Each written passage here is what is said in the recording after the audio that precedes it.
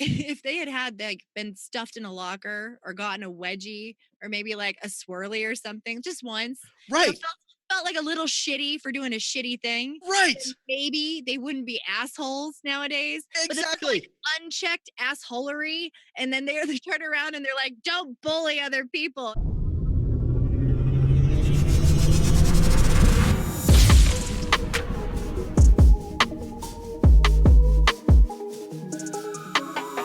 So, for anyone that's in the libertarian circle and part of the libertarian movement, you probably have heard that earlier this week, Kim Ruff, or actually last week, Kim Ruff has dropped out of the presidential race. It's sad for a lot of libertarian folk and even libertarian minded folk like myself. So I brought Kim Ruff on. She is here. Kim, say hi. Hi. She does exactly what she's supposed to. So she's here. She's going to talk about, everything, like her whole experience with it, the highs, the lows, the unexpected, and all of that good stuff. Personally, and Kim knows this, I'm not a libertarian. I have libertarian leanings, but I don't consider myself a libertarian. I'm part of the Constitution Party, and I'm more constitutionalist than anything.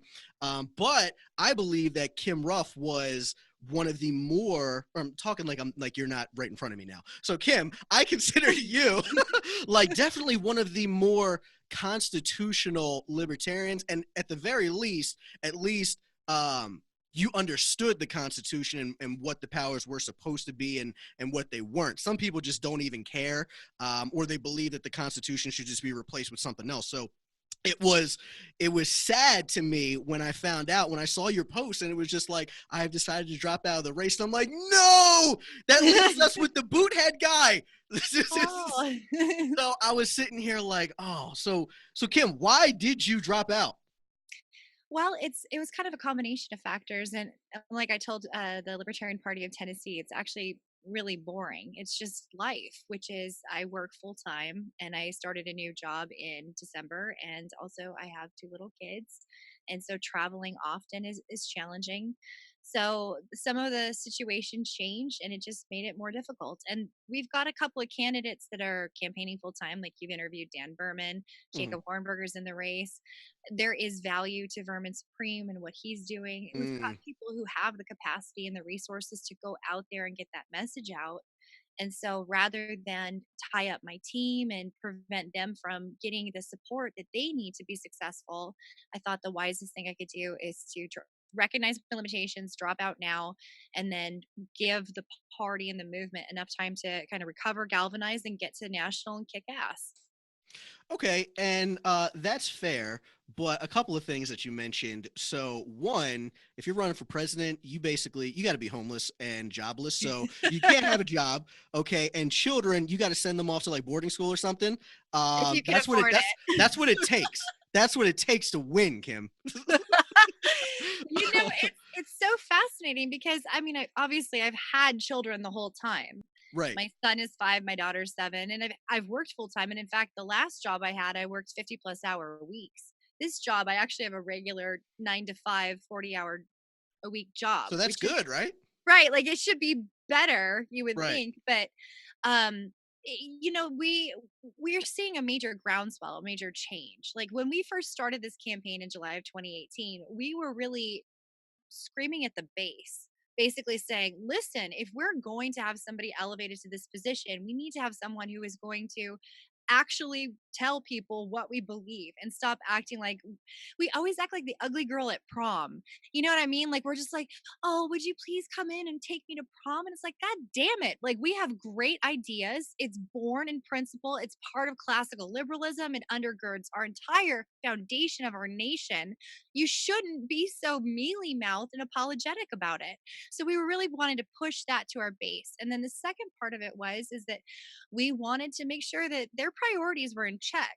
The president is not a king. As a libertarian, above all other people, you should know this. So the fact that we put so much stock in this race, like it is going to be the be all to end all, is, like the WWE fight night. We're Hmm. like, who's going to do it? It's like, give me a break. the way that we make a change, because we're talking about a lifetime of entrenched belief, fed by the public education system, this mentality that government is the solution every time. So we're basically have to go through this whole process of teaching people what we've lost. Telling them this is what we are. The crap that you learned in school and social studies was totally out to lunch. That's not true. So we want to get that information back to them. And that involves talking to people face to face, focusing local, running local candidates who can take the low hanging fruit of some stupid legislation. Like in New York, our big stupid thing was that they wouldn't let us park our cars on the street during summertime because of snowplows. Like, that's absurd. It's In summertime. summertime? Right. And you're like, why is this a thing? I mean, I know it's like a stupid thing, but it's low hanging fruit. Like, most everybody around you is going to be like, of course, that's absurd. So, yeah, you need to focus local and be proud to be who you are. It's awesome. So then I guess my whole thing was, why did you run in the first place? Like, did you actually believe that you were going to win, or like was it like some publicity thing that you wanted to just try and get the word out? Like, what was the point? The point of it, yeah, I love that. I actually had somebody say to me, like, all these POTUS candidates are doing it for fame and fortune. And I was like, are you serious? If you've been in this movement for half a minute, you go broke. Right. And like ain't no fame or fortune. So no, the reason why we did it was because for a long time, and particularly in 2016, which is when John and I participated in the national convention, we have been deferring to the judgment or presence of outsiders. Like, we're actively soliciting people who aren't even part of our movement, aren't even really in it and contributing to it and helping us and basically saying, save us in the presidential race. And it's gotten to the point of pathetic. Like, I don't want to say that Lincoln Chafee is a bad person because I don't know the man personally. I met him briefly in Tennessee. He seemed But like he's a a bad good. person.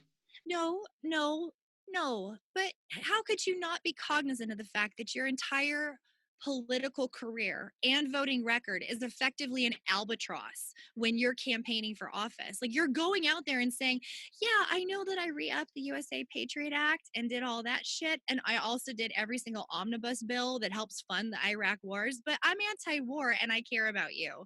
Like, yeah, okay, I can accept the fact you may have had an about face. We have those turns. I was a hardcore Republican and I went through an evolution of thought. So that's a possibility.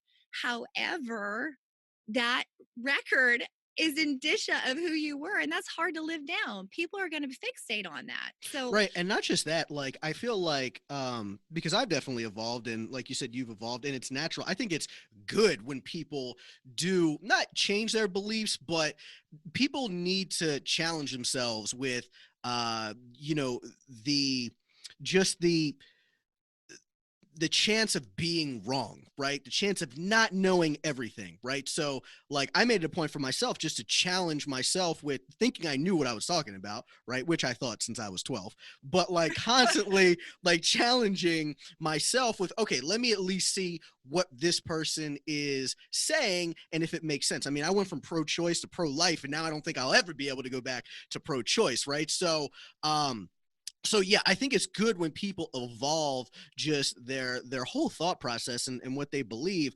However, in regards to like him specifically and to other people that are like this, if they're if people don't see that evolution, and like one day you're just this and this was everything that was on record, and then the next thing you're running for president, it's like, oh, I don't believe in any of this shit again. And it's just like, wait a minute. It's like, wait a minute, we got to connect these dots. right. Yeah, and I know that there even could be an argument made that he's thinking, okay, because I have this network and because I've done this thing before, it's going to give us a little bit of an edge. Like, I get the rationale, and maybe that's why some people in the movement really solicit them. But yeah, it you are talking to an army of freedom fighters and the rest of America to galvanize gratis, because we're all volunteers behind you and your message. Don't you think you ought to show us that you are it in word and deed now? And if you can't illustrate it, sit this round out and let somebody who can do it. And so instead of saying save us, John and I said, screw it. We'll do it ourselves. I mean, not because we think we're awesome people and we're just like, yeah, I need to be president of the United States, but more just instead of sitting on my hands and bitching about what we have, do it myself. And that's really what we're trying to get people to do is see, There's nothing spectacular or extraordinary about me. There really isn't. Like, I happen to have a background in political science. I'm fascinated with this stuff, hence why I was an activist and have been doing it for a decade. But I never wanted to be a politician. I don't have aspirations for that. I work in manufacturing. I freaking love my job. Like, I love what I do. But I just figured I am a do it yourself person. Like, I am going to watch a YouTube video about how to fix something before I call somebody else in to do it for me. You know what I mean? And Hmm. that's what we're trying to encourage people to do: get active, get involved, pay attention. Like, they told us when they founded this country, the price of this of liberty is eternal vigilance. You have to pay attention. Go to your stupid city council meetings, get up there during your 2 minute open forum and ball them out for some bullshit.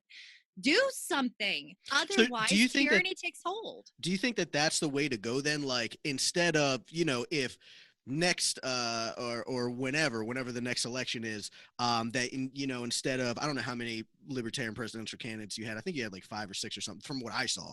I don't know if Oh you had Lord. more. No, there's I Did you think have we're more? like, oh yeah. I think if you go on the FEC website, there is reasonably about 30, but it truly seems That's like about crazy, dude. 2,000. That is crazy. You guys aren't, the Libertarian Party isn't even that big. So I like, know, right? so Like we have so 15,000 members and 8 million people are running on our ticket. right. So like, instead of that, like, would you encourage more people to go more like local instead? Absolutely. Absolutely. That's really what it is. It's like everybody who complains about the slate of candidates or whatever perceived flaw they have, let it go. Like, we're not going to capture that brass ring. Be real. Last time we ran your turkeys and we got less than 4%.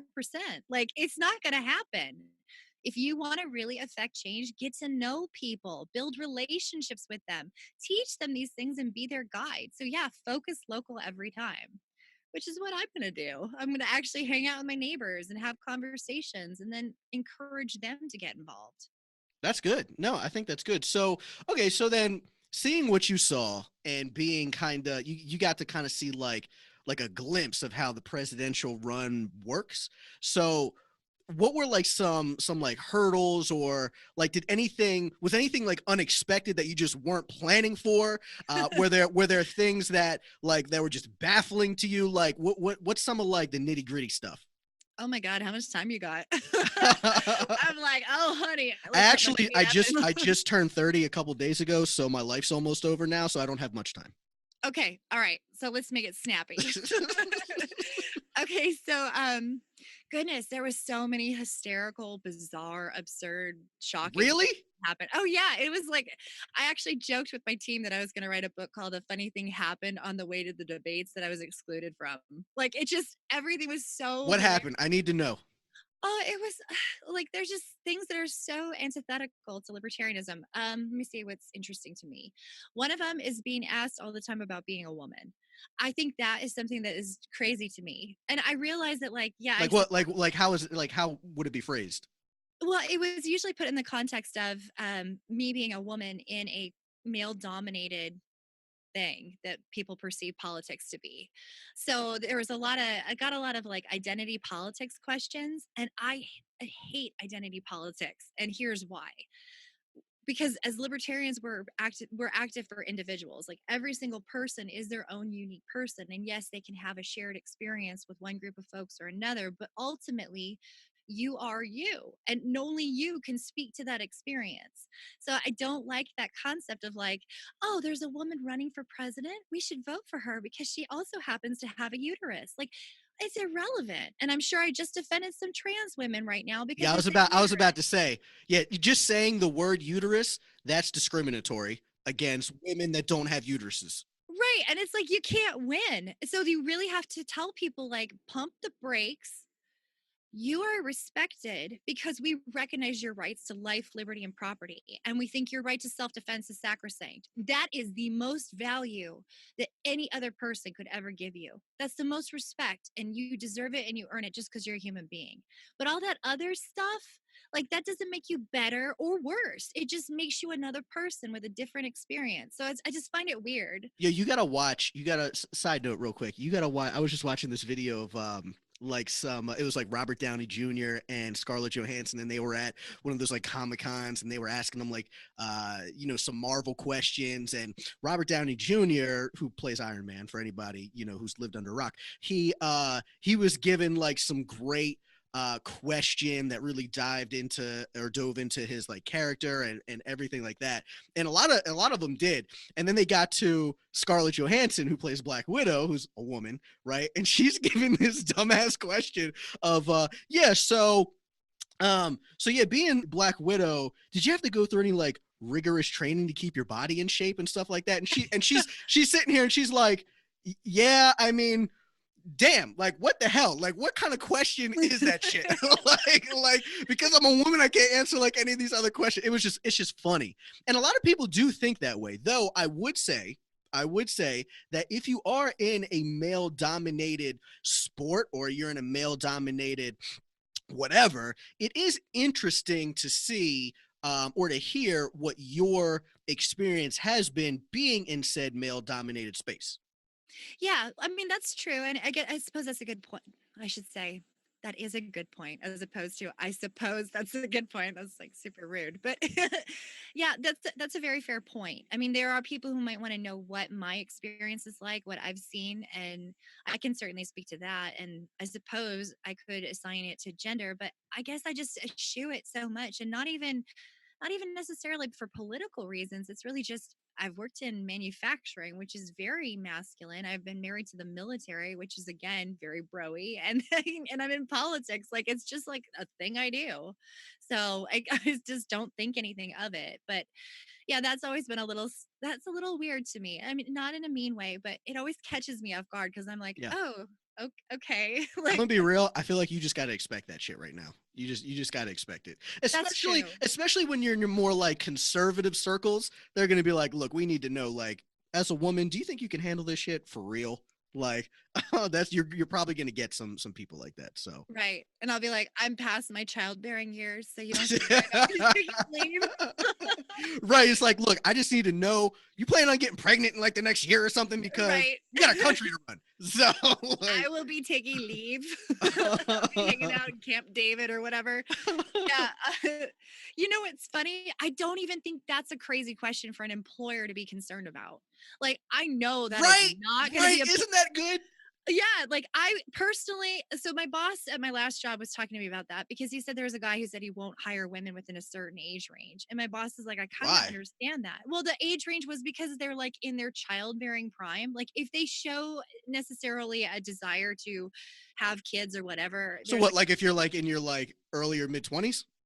oh, I think it had something to be more specific, like that the lady had expressed a desire to have kids in the Oh, future. okay. So Okay. something like that. But the concern primarily was that they would have children and then that would end up creating like a loss in terms of taking time off, especially paid leave, or, Which it does. it does. Absolutely. It comes with a cost. And from a business perspective, you do have to weigh that. You do have to consider that because especially if you're very project driven, like fabrication is, you want people who are going to be there and get it done.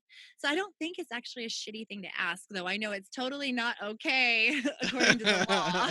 So Right. Apparently, according to the law, it's illegal to ask yeah, that. yeah, you can't say that. You can't, yeah, you actually can't ask very many questions at all. You can't inquire about anybody's Sure. personal life I've or, been and a I've been a manager for like 6 years in sales. So, and I thought it was really crazy because I was like, I feel like this is shit we need to know. Like, I need to know, do you have a fucking car? Can you get to work? And then like the fair. first time I asked that, like my DM pulled me aside. This was years ago, and he was just like, "Yeah, bro, we can't ask people if they have a car." I was like, "Don't you think we got to know that shit? Certain things, like, It especially with It like, is a cost in a way. Like, let's be real. It right." it has a cost to it. Like every employee that you take on, everybody that shoot, just hiring somebody is incredibly expensive as opposed to maintaining somebody that you already have. So you want to be selective. You are educating people, you're training them, you're trying to get them to perform a job, and you want to have reliable people. I don't So think it's check out to so check lunch. this out, Kim. So like a couple months ago, for anyone that doesn't know, I used to make mad super cool money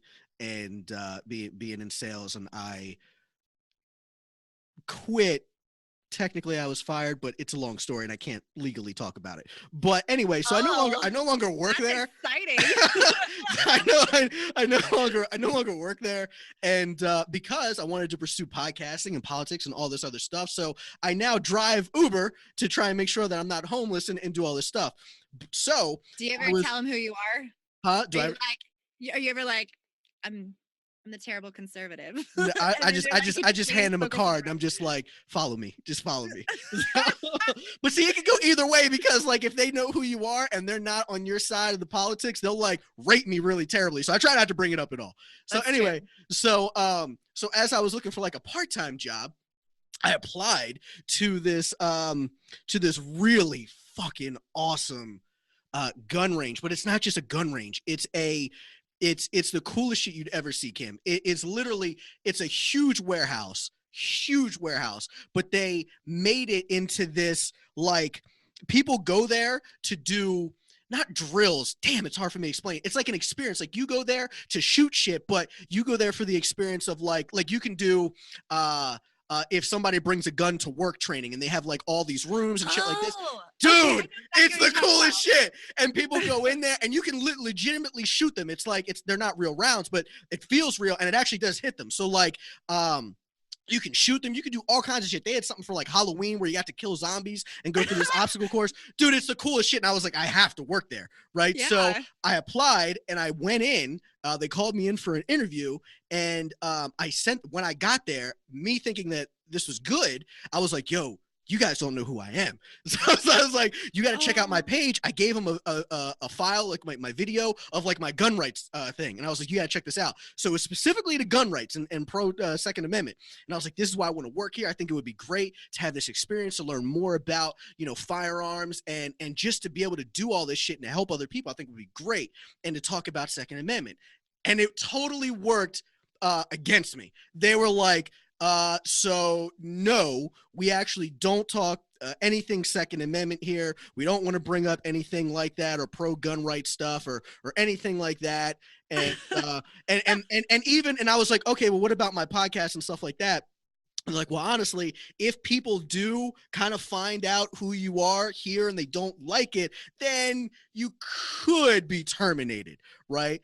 They said, well, we'll cross that bridge when we come to it, which basically means that they can fucking terminate me if other people don't like it. So I was just sitting here and I was like, I was upset and I was like, just not upset, like mad. I was just disappointed. I was like, damn, like it would have been such a cool job. But I totally understand, and they should have the right to do that. Like it's their business. If they think that I'm right. going to negatively impact their business and their core people aren't hardcore Second Amendment people, they're just people that want to come in and shoot some fucking zombies, then like maybe I wouldn't be the right person because it would be difficult for me personally to separate politics from that if I'm working at a gun store, or at a gun facility. So I understand it and I agree. Like, but it would have been so cool, Kim. It would have been so cool. Yeah, dude. Are you like, I understand. I empathize. Have you ever tried applying for jobs when you're running for president of the United States? That's That cool.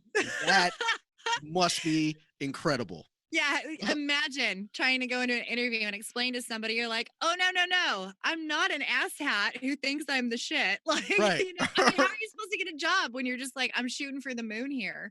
Right, Like, right, right, so exactly. So yeah, I bet that there's a lot of things, man. But we do agree, right, that businesses should have the right to hire and fire at will, and there shouldn't be any anti-discrimination laws or whatever. If somebody wants to discriminate, man, that is totally their business, right? it Government should not is. interfere. Right. I mean, they unfortunately, yeah, they absolutely should. Property rights trump all is really what it boils down to. Property rights trump all. That is the core of self ownership. So if somebody has a business or a home or whatever, private property, and they want to be exclusive and discriminate, that's their prerogative. Now, we can absolutely not patronize their business if we have a moral objection to their discrimination, but it's your your business, your rules, your house, your rules. So, Exactly.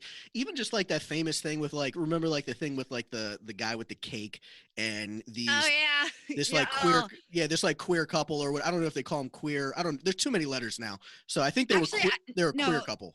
Yeah, that's appropriate. Queer is appropriate. Yes, it's now appropriate again. Oh, it's Unless appropriate yeah, like the last 20 minutes I checked, but again it just so quickly who knows? In the Libertarian Party, the way that we'd say it, which is actually very, very, very good because it's much shorter, is GSM or gender sexual minority. So you just say like this GSM couple, and that'll This pretty much cover GSM all your couple. What's it yeah, mean? What's it mean? gender and sexual minority. So it's either a gender minority or a sexual minority, and that's encompassing of all Women this. and Well, like, trans and sexual orientation and various different lifestyles, like, those sort of things all are encompassed by it. It's basically like any marginalized group I'm gonna based be on their sex or sexual orientation. I'm gonna be honest. I don't understand all these fucking letters. Like when I found out, like they have something like 9 or 10 letters now, by the way. And You so know like, what? I have a joke about that. It's getting to the point where there's so many disenfranchised people, you might as well just cut the shit and be like, "No, there's only one letter left, and that's you." And that's the one person that you can't like we can make fun of you. Everybody else is safe though. So right. And so so when I was looking at like just what these different letters meant, I was like, well, wait a minute, that means that, and this does mean this, but this is just another way to say that. And me personally, I think that the only letters that are acceptable that make sense is really just straight and gay, man. I think that's really the only thing, because if you're a lesbian, you're still gay, or you're just a female version of being gay, right? And if you're bisexual, maybe I might give them bisexual. I might give them bisexual, but still, like if I had like a homie, if I had like a friend and he banged dudes and women, I'd still be like, well, banging dudes is pretty gay, right? So I'd still say you're gay, right? Because you still bang dudes, even though occasionally you also pick up some chicks. But you know, anyway, so like I would say like gay and bisexual, but that's it. But then you have all these other things that I don't even know what they mean. Like I never even heard the word cisgender or cis male or whatever. I had to look that shit up on Google because I had never heard of that shit before. I was like, what are we talking about? it's truly relatively recent. It's only been in the past probably 1 to 2 years, if like really, Okay, really good, recent. because I felt like an idiot because I didn't know this stuff. I was like, what is this shit? Yeah, it might I think the word may have an origin or an etymology that's older than that, but in terms of being used in wider parlance, it's a very, very recent thing. And it's just to draw the distinction between people who are born the sex that they gender identify with versus people who are born the opposite sex that they gender identify with. So it's a Allegedly. yeah, I'm not gonna touch that That's one. okay. Yeah, yeah, because I'm like my feeling on it is I can touch that one. the truth is like I don't there's so many different experiences. I mean, we're talking about identity politics and Yeah. how Which it's you so hate, by the way. I do hate it. Like there's so many different experiences. I have no concept of it. Like I have Right. friends who are trans and I've talked to them and they've shared with me, but I will never truly understand what it's like to be trans. I just won't. I will do my best to try and be respectful of their experience and their individuality, but I don't understand it. And I Yeah. notice people get online and they just proselytize about it. And you're like, look, nobody's harming you. So Right. even if you don't Well, personally get well, it, it let it depends. go. If they're just doing themselves and just doing their thing and whatever, of yes, I agree that that does not harm you. However, when you start trying to legislate laws that say that I need to use pronouns that I don't even agree with, right? That now does harm me. When you are like these people, like the bakers, like we were talking about, and you're trying to force this guy to make a cake for you that he doesn't believe in for whatever his religious beliefs are or whatever, then that's his business, right? Go to another fucking cake shop. And the thing that I never understood is like, why would you want to do that? Like, Ah, he's probably gonna do some fucked up shit to that cake. Like, you know what dude, I mean? that that is exactly it. Like, okay, to your first point, yes, absolutely. Like when it becomes you using government to force your agenda on other people, absolutely you're treading on me. But as far as just like general life, like you, Yeah, like whatever. But yeah, yeah, and the second part, yeah, why the hell would you want to truck with somebody who doesn't want to truck with you? Like that right, doesn't even make any sense. All you're right, doing is going around kicking hornets' nests. That's what that exactly. I'm gonna be honest, I wouldn't eat that cake. Like is. No way. if I had a friend who was like gay and did this and won the lawsuit or whatever, and the guy made him a cake and she's like, oh yeah, great. See, I got the cake. You want to have some? Be like, ooh, I'm gonna pass on that one. I'm gonna pass Yeah. on that cake. Yeah. Yeah, right. It's almost like, did you ever see White Castle?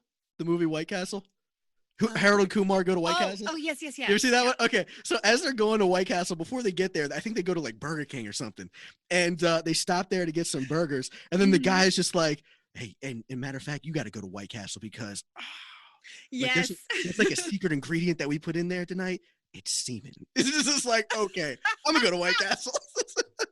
So yeah, I can't trust it. I've known too many people that have worked for the food industry that have just done and seen some crazy shit that I don't know. I try, even when I know that I'm right and they're wrong, I still don't want to offend the person that is in control of my food. Oh yeah, absolutely. I mean you really after Fight Club because what that came out in 1999, I think. I Yeah, got to see it cuz I was one of the best working. movies ever. Yeah, right? Like I that was one of the first movies I saw right out of high school and that I bought that and watched it over and over and over on my VCR. Oh my God, I know, mom. right? I know.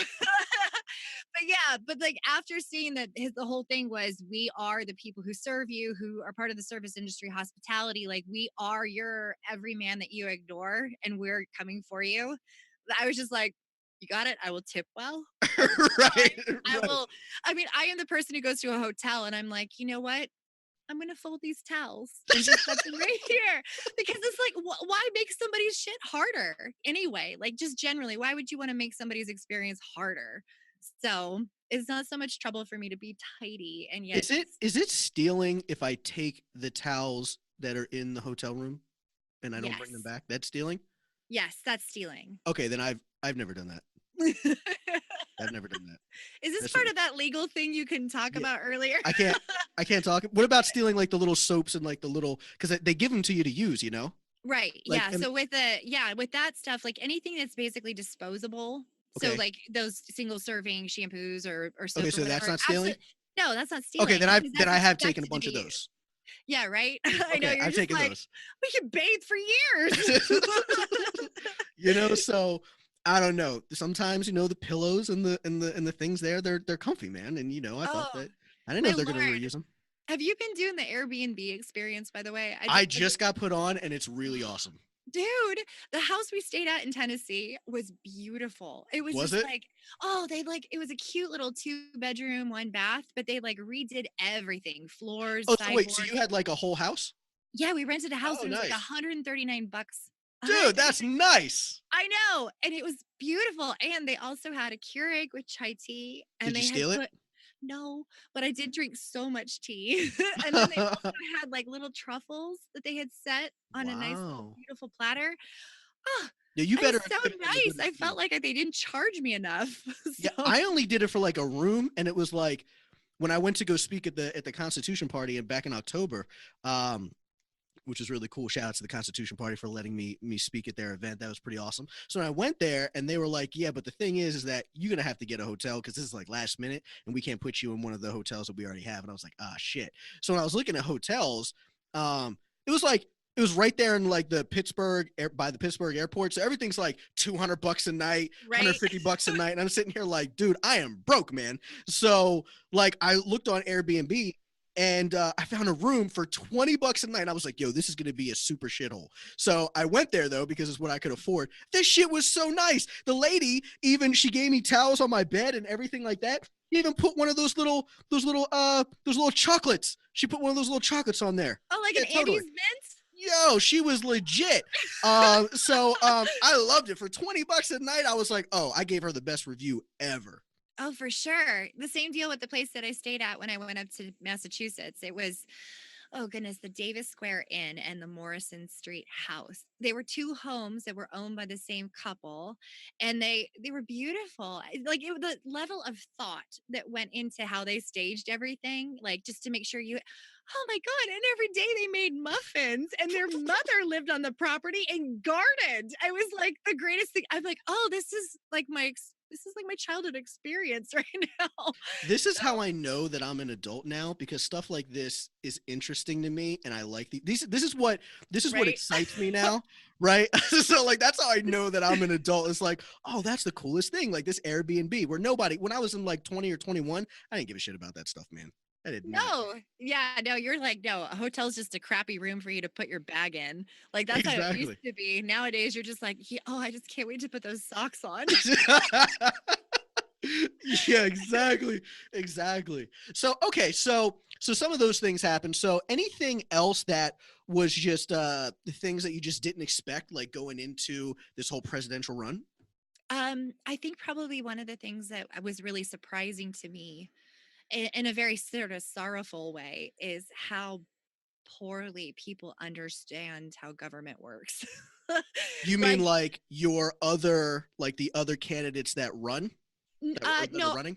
no, I wouldn't say necessarily that the ones that I interacted with, because I didn't interact with all of the Libertarian Party candidates, so I can't speak to them. But Sure. like, absolutely, Dan understands. Um, Arvin Vora understands. I mean, they all understand how it functions. They just choose to tailor their rhetoric in different ways. It was actually.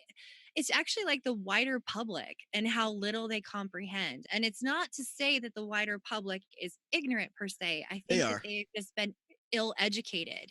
Like, I Yeah, think the they're public, ignorant. yeah, okay, yeah, they're ignorant. They're ignorant. Like, Right. I guess maybe it's like so on my radar because I've been paying attention to it forever. So it just seems like, well, of course, that's we have three branches of the federal government, and this is how they. Let me put on some Schoolhouse Rock for you. Like, I really felt. Well, because people feel that, especially like, and I understand it, like the government on their side, man, they have played this game really well. Like they have slowly, and this is why I kind of loathe Republicans more, just because they they take away your rights just like Democrats do, but one, they're not so bold about it. They're definitely more manipulative about it, and they are more like just like in the cut, like, and it's little by little. It's not these big huge chunks like Democrats just say that they want to do, like coming to take away all your firearms, right? So like Right, Republicans don't say that. They just say, oh well, hey, we'll do this red flag law, we'll do this right, extra background check, but it's just every year it's just something more and more. So like so yeah, so they have done government as a whole has done really well in especially making people dependent, making them think that the federal government or federal or local are the people that are their first line of defense, first of all, which is never true, right? You are your first line of defense, and and that you have to look to them for the solution. So once we become dependent on government, which I'd argue we have, once we become dependent on government, then government can do whatever they want, anything that they want, and then we'll just be like, yeah, okay, I guess that makes sense, right? right. That they should be able to have this power. When if anybody reads the Constitution, and I will say there are some people that do say that the Constitution is really easy to comprehend. I would say yes and no, Yeah, especially when you get to like the articles. Like the articles, you definitely need more to research. Which I read the Constitution probably once a week, and I've learned more and more every time I read it. yeah, So yeah, but anybody, even just stick with the original Bill of Rights, right? Stick with the original Bill of Rights. You don't even have to get into all the other extra shit, and just you can even just stick with your amendments, man, and just the very core paragraph that talks about what the Constitution is supposed to be, and then you will clearly see that the federal government doesn't have power to do 99% of what right. it is doing now. So I completely agree, Kim, and it would upset me. Like if I was running for president and some person in the crowd asked me a question about like the federal government, I'd be like, "Are you fucking stupid? Like, do you Oh, not understand like how government works?" no, I mean, to be clear, like, I was never mad. I was just more sad, like more surprised. That's You know like what I mean? worse. That's Yeah. worse. Well, I guess it's just like I'm just disappointed. it was a little disappointed, but it's just okay. All right, like you don't understand. Let's walk through this. Like this is, I just, yeah, it And was just sort of. that's why you were a good candidate. Well, thank you. I appreciate that. It's interesting though, like when how many people in the Libertarian Party are like, "Oh, she's a constitutionalist," and I was like, "Okay, okay, no, I'm a voluntarist. I'm an anarchist." But I'm talking like it seems like the easiest thing you could do, the first freaking thing you could do if you ever got into office is just say, "Okay, well, we got this document right here that really limits the hell out of the federal government. That's the office I'm seeking. Let's just limit that." And then you guys do the rest. You chip away at it at a different level. It just was like I an would easy I would even go strategy. further. I would agree with that 100%, and I would even go further and say that, first of all, you definitely know that I'm not an anarchist or a voluntarist or I know. any of that And crazy wacky yeah. shit to me.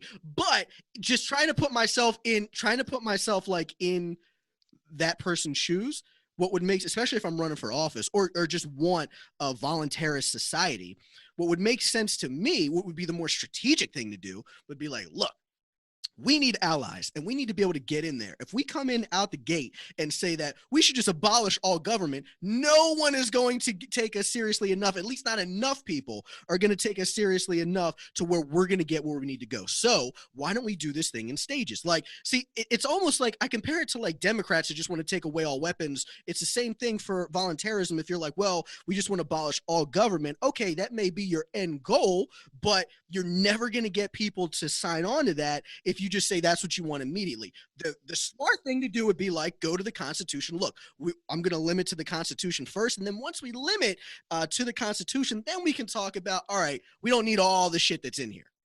Right, exactly. That's exactly what my point was. It's just basically like this is something that we can all baseline agree, right? It's codified into our own language. This is what our country is supposed to be. So can we at least get there?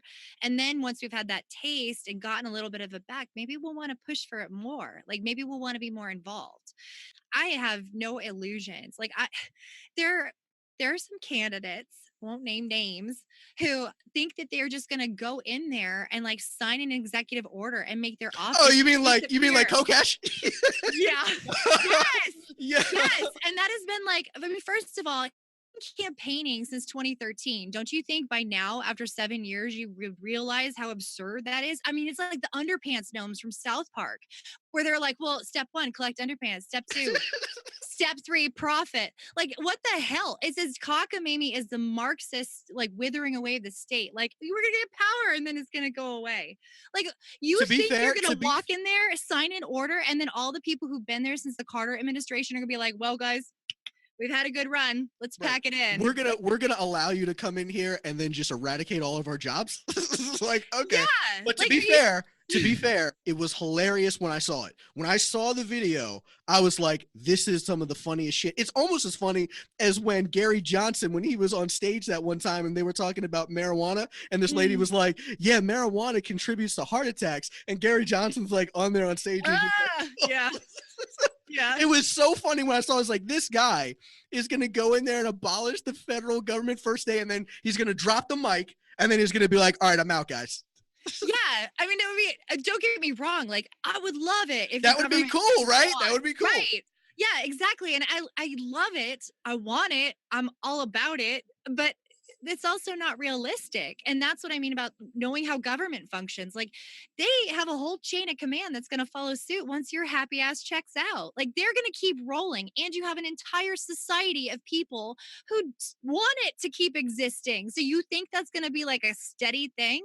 Like, let's be real. And this is the whole weird thing with that radicalism versus pragmatism shit in the Libertarian Party. The people act like they're mutually exclusive. They're not. Radical is your end goal. Pragmatism are the downs to get to the goal. If you like, that's all it is. I never once misrepresented the fact that I'm an anarchist. Like, I straight up told people, this is where I stand. I'm a voluntarist. I think the most ethical human interaction should be based strictly on voluntary relationships. This is our end goal. And I talked about it every time we talked about an issue. Like, this is what the end goal looks like. And now this is what we have to do.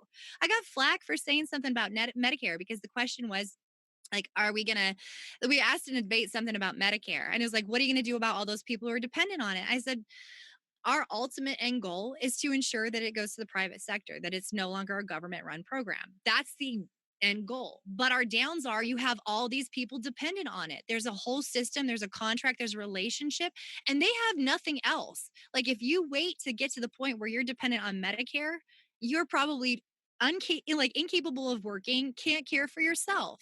And it would be cruel and hollow to throw people out just because you want to see it abolished. Like, I'll take that burden on my back, shoulder it with me for a little while longer, and let's have no new enrollees and phase it out.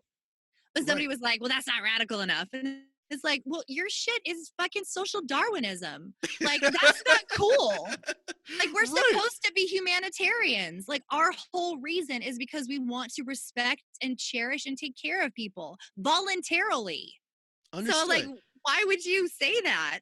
Well, I think the problem is that I think the libertarian, and at one point I did consider myself a libertarian, and I am more libertarian than most conservatives for sure, in a lot of my beliefs.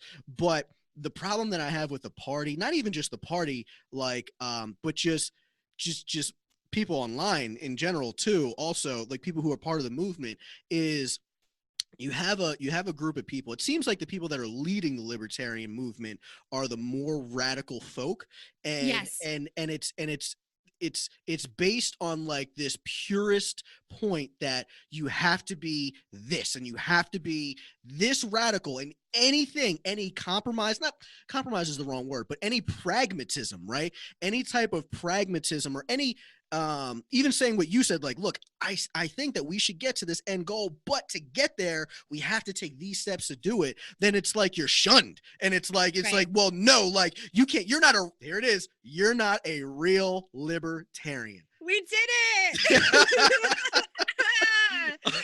Yeah, it's like the first time like you really win. Like, who the hell is a real libertarian by these litmus standards? Like, it really is just like there was one guy and he's dead now. Right. Right, All the exactly. rest of us are just LARPing. But yeah. Exactly. No, I mean that this is there are two words that are used frequently in the Libertarian Party that have just Statist. oh, well, yeah, okay, so 3. But no, but there's 2 different movements or concepts within the Libertarian Party that the denotative meaning of the word has been so grossly misrepresented that it no longer means anything. And those words are pragmatism and audaciousness. Because with pragmatism, what you can absolutely be a pragmatic person. You have a comprehension of reality, you recognize the constraints, and then you make decisions based on that reality. That's freaking life. Like, we're all pragmatic when we make educated decisions, right? So you absolutely can be pragmatic. But there are people in the party who call themselves pragmatic. And what they are people who don't give a shit about ever achieving that end goal. They don't care about ever ensuring liberty in their lifetime. They just want to game the system to get their way to have their boy in office. And their boy is not going to do us well. And that's bullshit. And that's what we reject. Like, we have so many radical pragmatists or pragmatic radicals. Absolutely. And that's actually the wave of people who are taking over are these pragmatic radicals. They're marrying that passion, that purity of intent and that ultimate goal, because that's the ideal goal, with excellent messaging and a program that involves freaking policy. For a long time, we would get out there and wing it. We'd be like, I have feelings, but And like I people think actually are writing policy. So that's great. I think the problem is too is that people don't understand that it's easy to think, like, even when we were talking about welfare, but like what you were saying, like when you talked about like Medicare, is like, look, end goal, we shouldn't have any government health care, right? Should all just be privatized.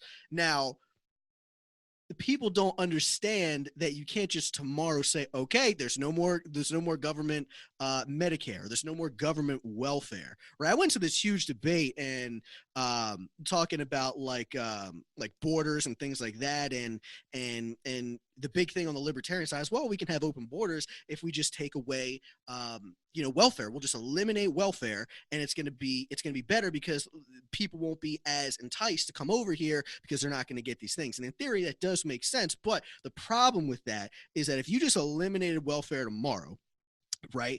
Forget about just everyone that's just going to suffer. You're going to have, you want to talk about anarchy in a bad way? Like, you're going to have people that don't know what to do. These people that were dependent, that I agree probably shouldn't have been, but that doesn't matter because they are there now.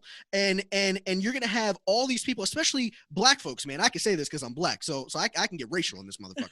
So, like, especially black folks, man, like, the highest rate of welfare is by black individuals, right? So if you have the highest rate of unemployment is black individuals. So if you have those two things, right, high unemployment and super high welfare programs, if you take away their welfare programs, right? And these people, by the way, make up almost all violent crime, right? They make up 50% of like violent crime, and they only make up 13% of the United States, right? 267% the national average on murder rates, dude. These are black folks, right? And you want to take away their welfare like that. Do you think that they are going to become more or less violent when that happens, right? If you take it away and they had no idea that this shit was coming, right? So like it just would be a terrible idea. So yeah, exactly what you said. Like you have to have steps, man. You have to have steps.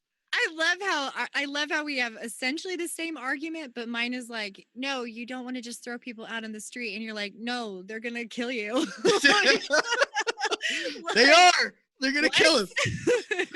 So yeah. So like, do you believe?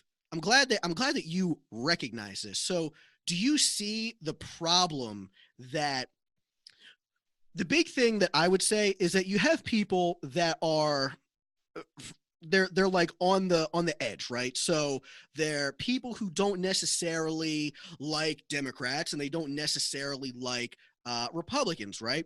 Mhm. Even people that may even lean more libertarian, but they want to vote in people. They believe in like the lesser of two evils, right? Which I Right. used to. I used to be a Trump supporter, as you know, and I no longer am. And so people that believe in the lesser of two evils, and what they'll say is, and people that even like libertarians are like, look, I would vote in a libertarian, but I don't think that they're going to win. So I'm going to vote in, Trump. I'm going to vote in President Trump because we cannot have Democrats. This is their argument. We cannot have Democrats in office. We can't have it. We can't have socialism or whatever kind of fear mongering thing that they're going to say. So, because of that, I have to vote in this guy who is more inclined to win. Do you agree with that? That notion of voting in the lesser of two evils, or would you rather do something like, look, this person is probably not going to win, but this is the person that is supposed to be in office because they represent the Constitution or a voluntary society or whatever? Like, which makes more sense? I think the latter, absolutely. I'm not a fan at all of that, voting for lesser of two evil arguments, because it hinges on a false premise, the false dichotomy. It basically says that like you have either or that. Like that there's effectively four ways to vote: for the guy you like, or for the guy like one or the other, or against the guy. And my feeling is you have a whole world of choices out there. And the first step to securing your self ownership is recognizing that there is more choice. Like flip the script, take ownership of that, make a decision. Even if it's a shot in the dark, if you and enough people reject that false dichotomy and choose to vote your conscience, then you're going to affect a major socio-political sea change, because you're going to basically tell those people who've been doing that false dichotomy, like it's us or that, you're going to basically signal to them that this either you pivot or die. Like you cannot function in this world. We won't accept it anymore. You always have to go on principle based on your conscience. Pick the person who best represents your values and beliefs. Right. I get into these arguments probably daily, right? I because and Daily. and it is, yeah, man. I get into so many of these You're fucking like coffee shop, getting gas, like whatever. and I'll look at my phone and it's like, damn it, now I gotta respond. But yeah, like, and it does. I understand their concern, um, but these same people are the people that are saying, look, I realize that there's corruption on both of these major parties and we shouldn't have bipartisan voting. We should have third parties. Okay, then if you believe that we should have third parties, right, we should have more parties than at least just the main two, right? Because they haven't been doing it the right way for the past couple of centuries. So okay, so if you believe that, then how are we going to make that change? How are we going to get them? If your argument is, look, they're not going to win, they are less likely to win, and I'll vote for them once they have a better chance of winning. Okay, then how are they going to? How are we going to get that better chance if no one votes for them? How are we going to do that? You know what? This makes me think. You asked me about the campaign and some of the things that I observed. That I saw that on a microcosmic level, Did you? because Oh yeah, we had people who were like, this is fascinating. We had people who were like, "Oh, when you get the nomination, I'll give you money to help your campaign. Oh, when you end up get the nomination, like I will support you by volunteering or giving, providing you with in-kind services or whatever, but only if we get to that point." And we started campaigning in July of 2018, and John and I largely funded all of our stuff. Like between me, John, and our campaign manager, we all paid for it out of pocket. And we got a couple of folks that were generous, but by and large, we paid for it ourselves. So we had stuff like that. And then even after I announced, I actually got people who were like, "Oh, I was going to vote for you." But like they'd never done shit for us Dude, ever. I would have been like unfriend, block, Like, report. and I'm not talking like they didn't give us money or volunteer. I mean, like they never even said a nice word about us. These people are fake, man. These people are fake, and they're just not genuine. Like, I would much rather you just be upfront with me and just tell me, it's like, look, I'm not going to vote for you. I'm going to vote for this guy Trump because of whatever, Yeah. whatever. Instead of, I was going to vote for you. It's like, bitch, you were going to. Where were you? Right. And this is the funny thing. Like, I never once felt entitled. I never once felt like, oh, the LNC needs to do more of a favor for me, or the people, the LP need to do more for me, or you need to let me speak at your event or have me on your stage to debate. I never felt like that because my feeling is we're a team here, and whatever you guys want to do, whatever you want to afford, like, thank you for including me. Thank you for allowing me to be part of this. So anything above and beyond like basic stuff was just appreciated. So I didn't have a problem with people saying, like you weren't my candidate. That's totally fine. I didn't I expect to would be, prefer that because well, how can I be your candidate? What is your candidate? Like, or to that end, like, do you support someone who's awesome? And how can we also support them? Because it doesn't matter which one of us takes it. What matters is that, we're doing essentially the same thing. Like we're speaking the message. We have a good plan. We're advocates for liberty, right? right, So I never felt like competitive or that I was entitled to anything. right. But I do just find it so bizarre. Like I It's find silly. it is silly. And what's also really, really silly is that like, oh God, you're just another person. Like we have a whole movement of people who eschew the concept of authority, eschew the concept of leaders. Like we are all individuals, we have self ownership, and yet they defer to all the time other people, and they put people in that position or pedestal of being these like leaders or authority figures. I swear to God, it was like the life of Brian played out. Like I felt like I'm like, no, no, no, you misunderstood me. Like you are all individuals. And they're like, the shoe. I'm just like, no. So yeah, I mean, but I do want to say something because this does definitely merit note.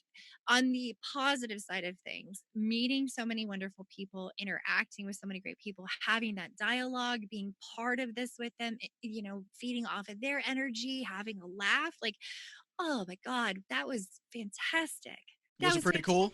That was amazing. We built an incredible team. Like these are the kind of people where if they called me and they're like, "Is Boogaloo?" I'd be like, "I got your six." Yeah. Like that's how much I love my team. And I met so many awesome people who are really doing the work. They're out there and they're hustling and they're making it happen. They're not effing around on Facebook talking shit.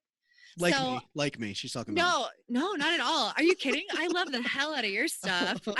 You have a really good algorithm.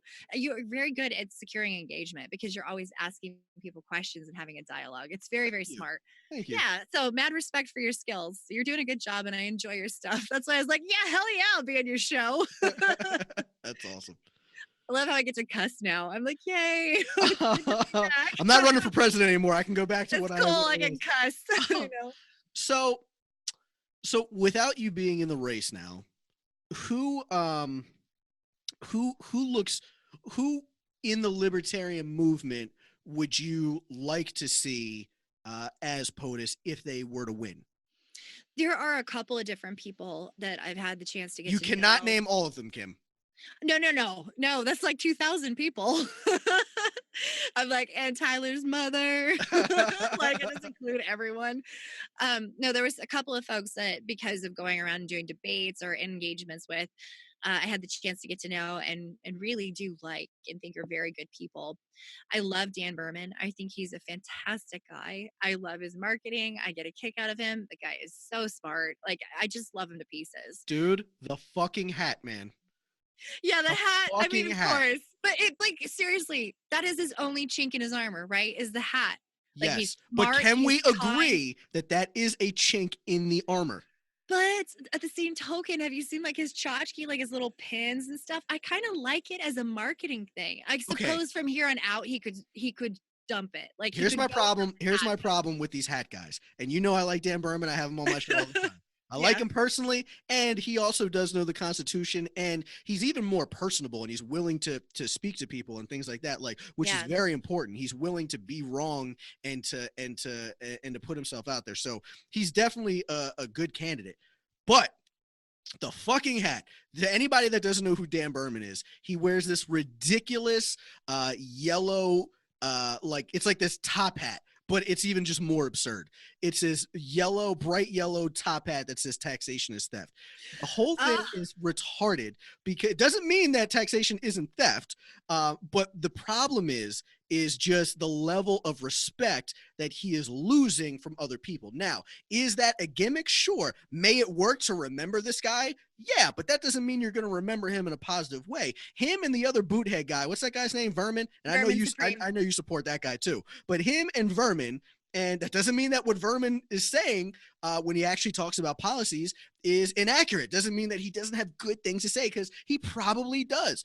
But you don't want to, and we kind of talked about this earlier, you don't want to come out of the gate and have huge defensive walls, mental defensive walls against people that could be your ally. Especially think of it this way: people that are president of the United States, it's not like you're just talking to people that are citizens, right? You're talking to foreign nation leaders, right? These are leaders of other nations. Are they going to take this fucking guy seriously, right? And it's important that they take us seriously, All right? right. So I got two arguments for you about problem, that. All right. problem.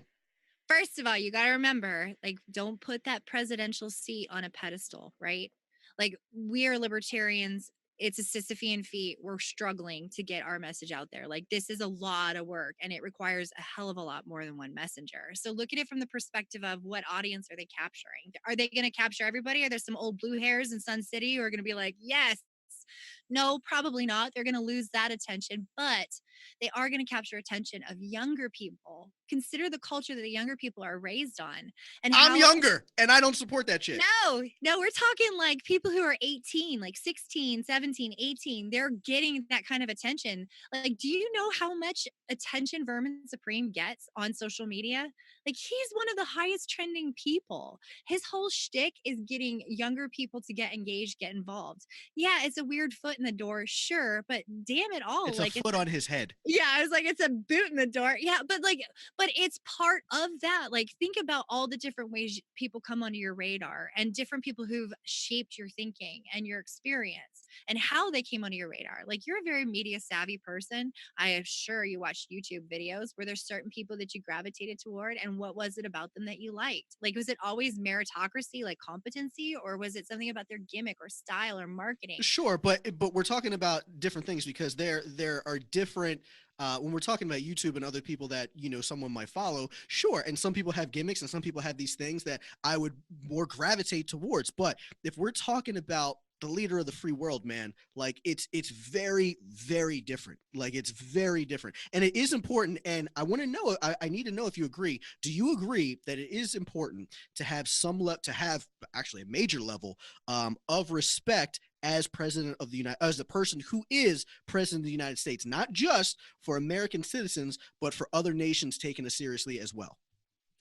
Yes, absolutely. I do. And I think that reflected itself in how I chose to do it. Yeah, I like I don't see a boot on your head. yeah, no, and I wouldn't. But the thing that, like, the reason why I'm making the point I am saying that I support these people is because they are doing a lot of the work. Ultimately, we're going to, coalesce behind one particular candidate and ensure that they go further in the polls. But in the meantime, they're bringing that, driving that attention to the movement. So to that end, I very much respect them and their style. It's all marketing, it's all sales. But ultimately, when you do have somebody, if we were to actually have somebody elected to office, and I should hope that every single candidate who's running has this in their toolkit and on the ready, you better have an idea of who you want for your cabinet and you better have some damn policy, because that is what you're going to actually do. And you, like, the way I looked at it was, I'm applying for a job. I am saying, with my experience and with my character and what I know, this is what I can do. This is what I intend to do. And this is what you can expect of me. Like, this is my pledge to America, basically, because they are the people who are supposed to be the boss. And I am applying for a job. So we absolutely did have that stuff. What's the probability of me ever getting Scott Horton for Secretary of State? Well, none now, because I'm not running for president. But I had a plan, is what I'm saying, and I hope these people do too, because you should. And the other thing too is, like, when you're engaging with foreign nations, I mean, consider the hostile atmosphere that we've created internationally. I mean, we've basically been the world's police since World War II. Well, I should say, well, before that, we were in World War II and World War One, but we've been gradually becoming more globalist, more internationalist, and dominating people using our military across the world. And we've created some hostile enemies. If you want to, you know, So we ensure. should alleviate that. We should just make them laugh by wearing boots on our heads. Well, That's what we shoot. should Was do. it Yugoslavia? What was the country where they just elect? I think it was Yugoslavia, where they just elected a comedian to be their prime minister. No way. Yeah, it's awesome. I'll have to look it up and I'll let you know after this, like, what specifically it was. But I just I'm listened okay to a with that. And podcast just to about be it. clear, President Obama was a hilarious guy. He was super funny. He had Was some he? funny dude. He was savvy on social media like a mother, man. He had all these funny ass like skit videos that he had. He even went on that he went on the you might not remember. It was that, what's that guy's name who was in The Hangover? The guy who played the guy like Bradley the Cooper? no, like the retarded guy. You know who I'm talking about? Zach Galifianakis? Oh, was he Yeah. on Between Two Ferns? Yes. Yeah. Oh, I didn't Yeah. see Oh, that. Obama went on. Did you see? You had to see the one with Hillary. Did you see the one with Hillary? No, I think the only one Dude, I caught was Steve dude. Okay, Carell. after this right now, you have to watch it. Matter of fact, I might just insert a clip right here, right now, of just it's so funny. The one thing, like, he's talking to Hillary, and this was like right as she was running, and she was running against Trump. And as this is all unfolding, he's talking to her about stuff, and she starts going into this big thing about like, I don't know if it's healthcare or something. She starts talking about the economy and stuff like that, and Zach is like, okay, hold on a second, just hold on, we have to hear a word from our sponsors, just hold on. And then he Oh, presses this button, and then the sponsor is President Trump. He's like, vote for me. And, oh, and she's like, she's like, why would you play that video in our interview? And he's like, he bribed me with steaks. mistakes. But I like people like that. So I'm down with, people who are funny and stuff like that, that can, not take everything so seriously. But for things like this, I don't know. And, speaking of certain things that were like lessons learned, or very unexpected experiences, it is shocking to me how some things that, like, little just bullshit jokes I made, really innocuous actually, like, made people upset. Really? Yeah, I made a Like joke it made around, them uncomfortable? like, like, they did the whole well actually and a bunch of other stuff on top of me about that. Like, I got dogpiled on, and like and somebody was like, "You're not taking this very seriously." The joke I made on Facebook was something about how one of my campaign promises was I was going to end NORAD tracking Santa. I mean, I know it's like a bullshit little expense, but it's still like ridiculous. They shouldn't be doing it. Like, I'm pretty sure somebody can make an app for that. We got this. Like, Right, right. but I made that joke like around Christmas. And then I had a lot of people who are like, this isn't amount of pennies, and we have 23 trillion in debt, and like, you're not taking this seriously, and blah, blah, blah. And I was just like, wow, all of social media is the comment section.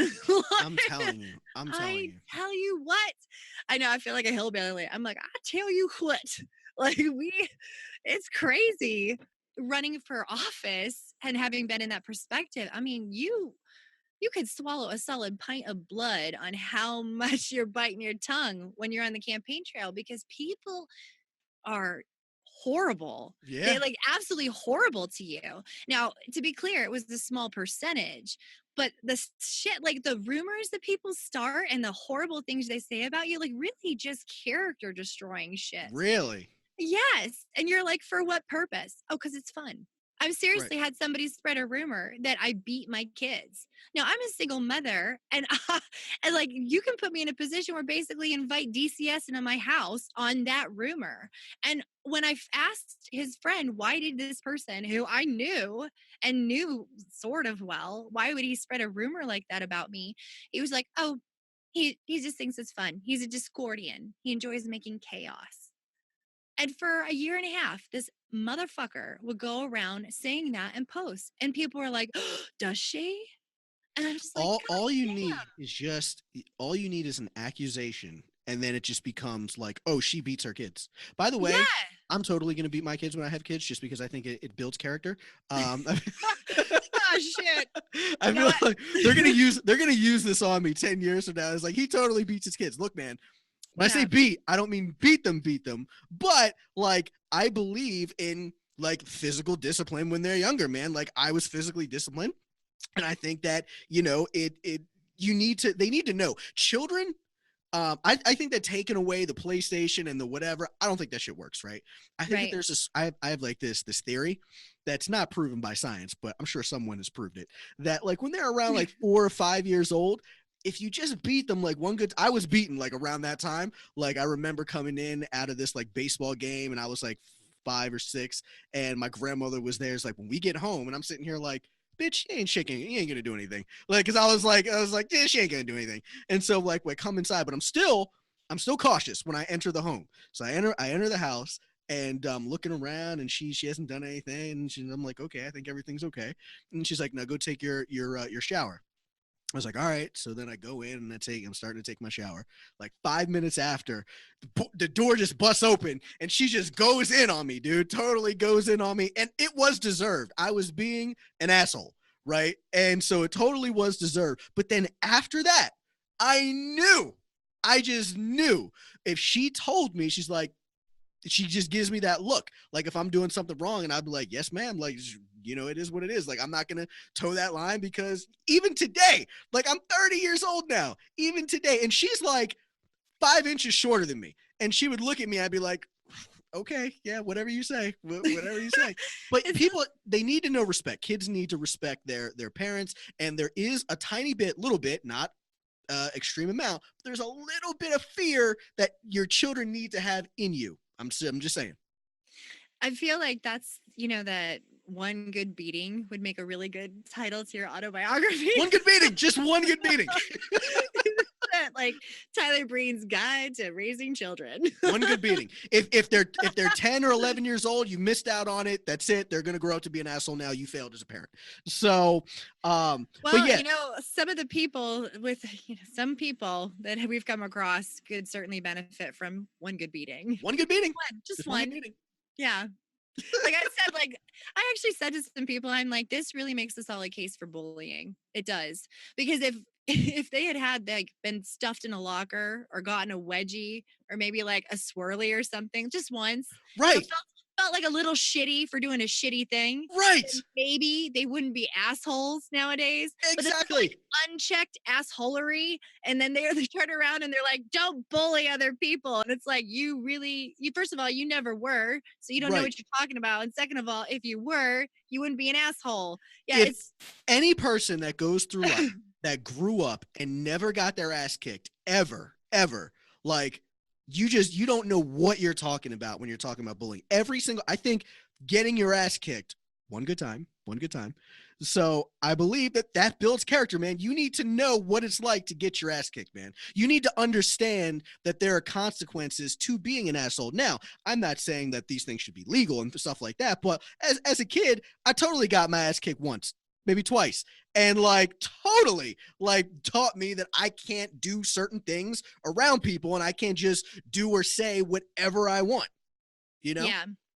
Yeah, and having okay, so I guess to talk about the experience of me being my gender, growing up, I think girls would have benefited more if their conflict had been an ass kicking as opposed to the social aggression shit that they do to resolve problems. Like I I think that I remember when I was in junior high school, I had oh shit, man. I was in I was in home ec and one of the girls was the teacher was lining out the syllabus. One of the girls like, mm-mm, like some black girl. And I was like, mm-hmm. And she's like, who said that? And I was like, oh shit. Like It's I going down. oh man, I hauled ass home. Like I ran because I was just like, that girl is gonna beat the tar out of me. But when I went to high school, which was an all girls Catholic school and very, very, very white. Like I think we had one black girl. Like that was Wow. it. Yeah, we were just not particularly racially diverse. It was really just people from Scottsdale and Paradise Valley, and they were all white Catholics. And then there was like me who came from like a racially diverse. I had the wave and the super perm. Wow. Yeah, I know. I was like, yeah, what's up? Like it was Wow. fun. Funky. Anyway, but then going to Xavier, you have all these girls who are just like, oh no, we're friends. And then they turn around and talk shit about you, and you're like, Oh, dude, it's like a mean it's like Mean Girls. It's like the stereotypical um the just the catty shit. I've been told by many, I don't have any siblings of any kind, so I can't speak from personal experience from siblings, but I've been told by many people that girls are like the most vicious when it comes to like high school and shit like that.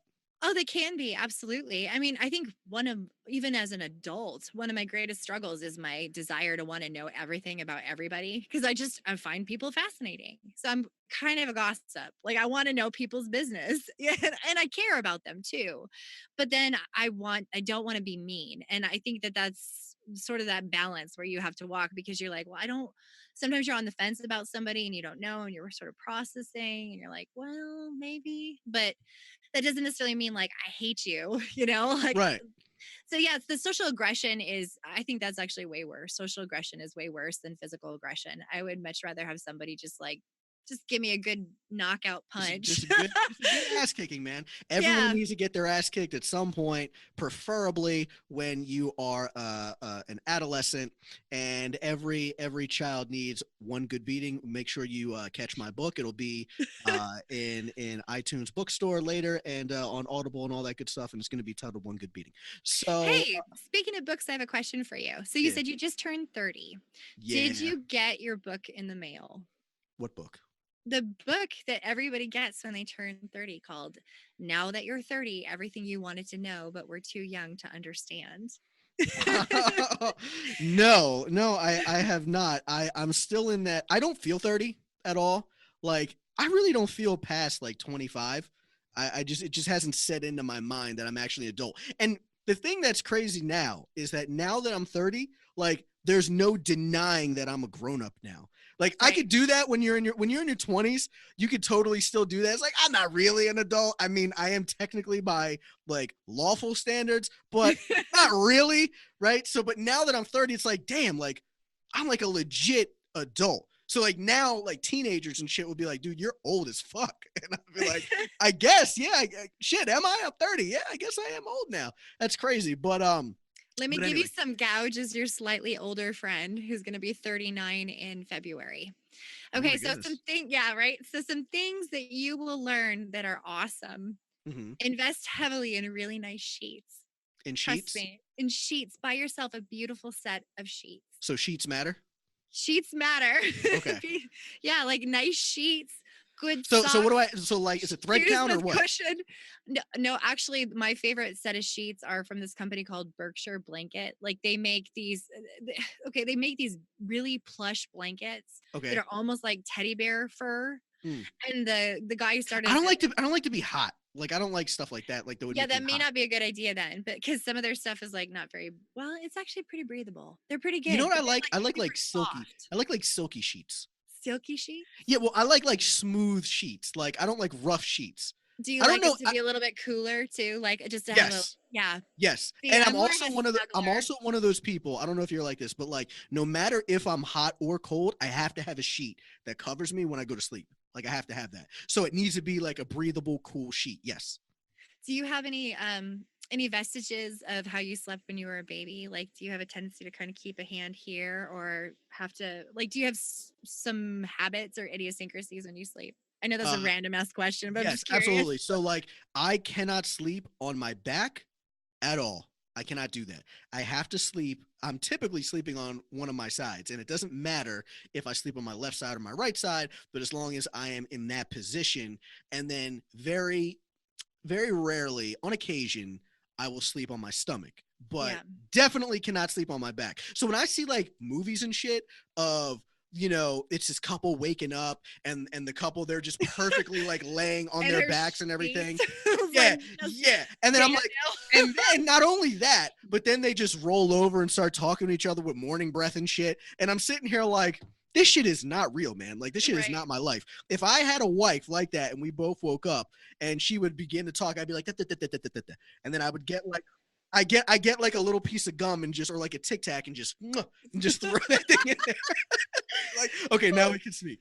Well, the other thing too is whenever they do those scenes, where she's like, "Hey," like the most exhalation of the word, like she really pushed out that breath. Right. Why?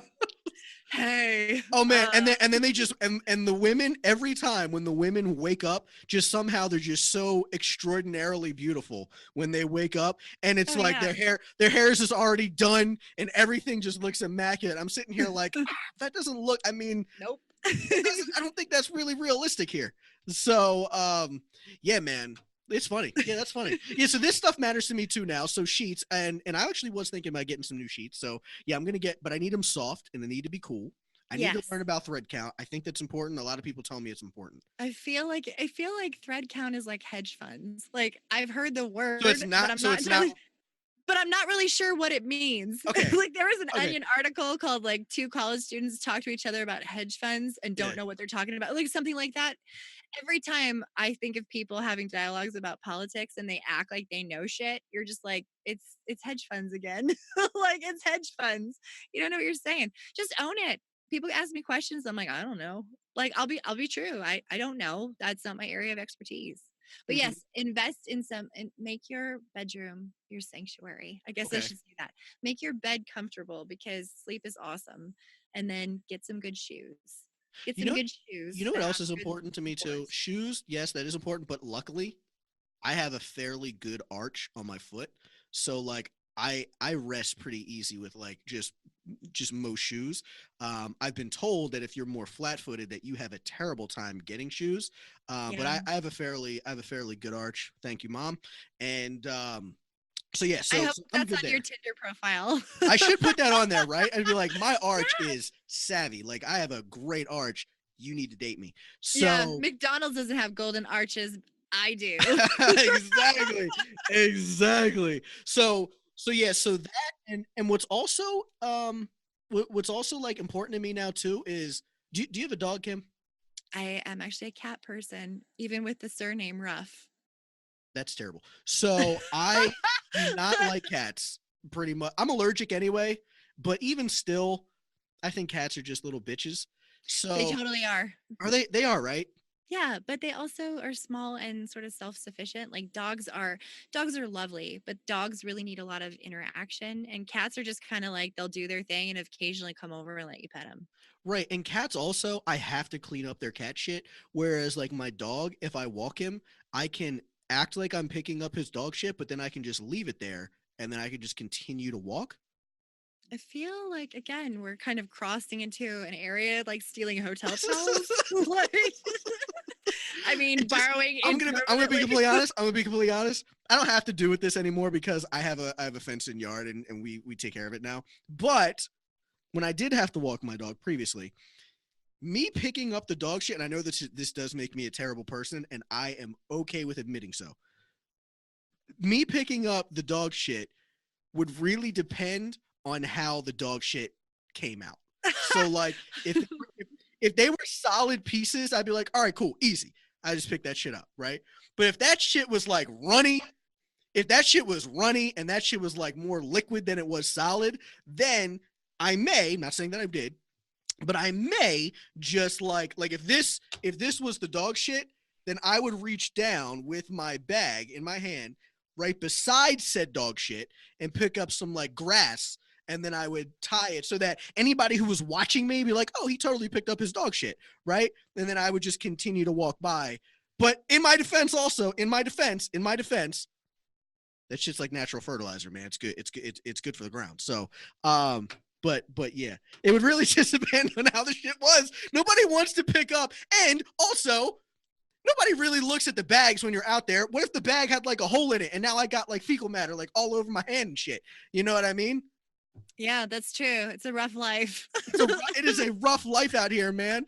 What But I love about that story is that like you fake like you're gonna actually like at the very minimum take some grass and cover it up. Like, but you don't I even should have do done that. that. You know what? That's good too. But I feel I like don't know. that's But just too that's much movement. I feel like people would see that.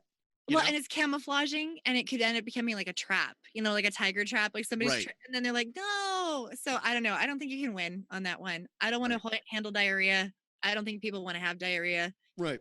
I want to close this out, and I want to close this out with the final question. I think that's on especially a lot of libertarians' minds. And someone actually posted this question: is what can people do to further the push of third parties? Right. So what can people do to continue the movement of third party and to get away from this bipartisan mess that we are currently in?